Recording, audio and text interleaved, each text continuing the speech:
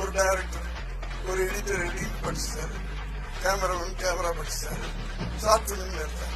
அவ்வளவு ஈஸி ஆயிடுச்சு சினிமா. நல்ல விஷயம் அந்த 5 நிமிஷத்துக்குள்ள இருந்தாதான் 2 மணி நேரம் ஒன்னாலும் சொல்ல முடியும். ஒரு டைரக்டர் எடுத்துக்க, ஒரு உங்களுக்குன்னு ஒரு பாணியை நீங்க ஏற்படுத்தீங்க. சினிமான்றது அது ஒரு காவியம் தானே. ஒரு நல்ல சினிமான்றது இது மாதிரி ஒரு தொழிலே கிடையாது. அடுத்தவனை சந்தோஷப்படுத்துறோம் பாருங்க.